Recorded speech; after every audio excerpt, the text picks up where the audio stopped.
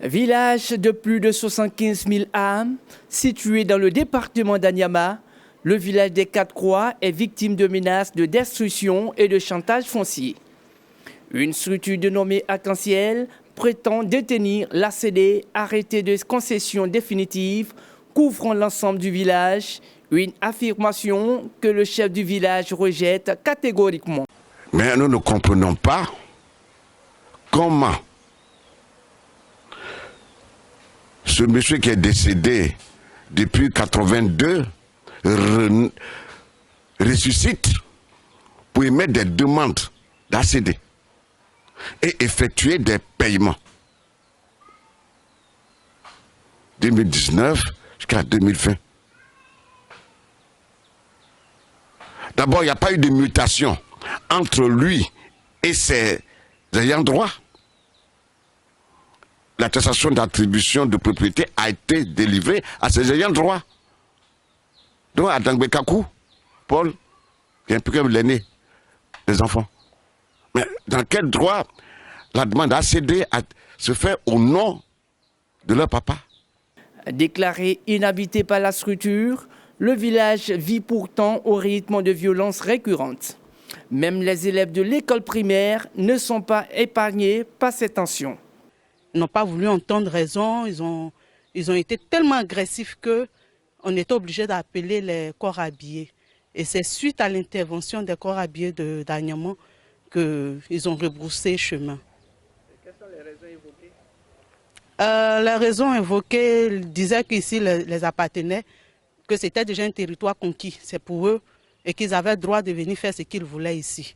Malgré que c'est une école en plein jour, nous étions en train de faire cours quand ils sont venus. Ils n'ont même pas tenu compte que les enfants soient, non seulement que ce soit des enfants, mais encore que ça soit un jour ouvrable. Ils n'ont même pas tenu compte de ça. Par ailleurs, des populations affirment être interdites d'entreprendre des travaux dans leurs propres habitations. Bon, le problème que je vis ici actuellement, bon, vraiment c'est un peu compliqué pour nous. Ici, voilà les gens qui sont dans la maison ici. Bon, ma force politique là, c'est cassée. Force est cassée, je voulais arranger force là. Il y a les louba qui sont venus, que force là qui ne peut pas réparer. Et là-bas on rentre pour se laver, là-bas on rentre pour se laver, pour faire tout, pour faire nos besoins, tout. Mais ils sont venus qu'il ne faut pas qu'on va réparer. Il dit pourquoi il ne faut pas qu'on va réparer, que non, que le site là, que c'est pour eux, que personne n'a le droit de travailler sur le site. Il dit non, nous on est passé ici là, nous on a payé notre terrain avec le chef de village. Notre chef de village que nous on connaît, lui il est là. C'est lui il a dit qu'on a arrêté de travailler, nous on va arrêter de travailler. Mais tu as fini comme ça, tu as dit qu'on a arrêté de travailler, il dit non, on ne peut pas arrêter de travailler. Voilà le coup qu'ils ont pris d'abord pour me frapper. Malgré une décision de justice ordonnant l'arrêt des travaux, la structure Arc-en-Ciel poursuivrait ses activités. Le président des acquéreurs interpelle les autorités afin qu'elles fassent appliquer la décision judiciaire. D'abord, quand le problème des Quatre-Croix a commencé, et quand ils ont commencé à démolir nos maisons, on a saisi la justice, on a pris un avocat. En tout cas, le premier président de la cour d'appel d'Abidjan a suspendu immédiatement leurs activités. Mais malgré cela, ils continuent à travailler. On ne sait pas qu'est-ce qui se passe. Après cela, on a introduit la prénotation.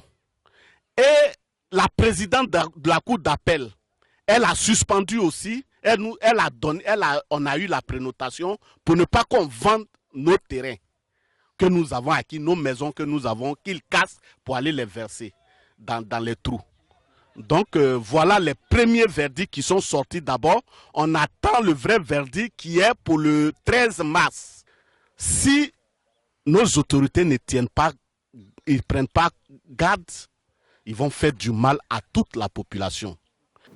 Face à cette situation tendue, les habitants des Quatre-Croix lancent un appel pressant aux autorités compétentes afin que la loi soit respectée et que la paix revienne dans le village.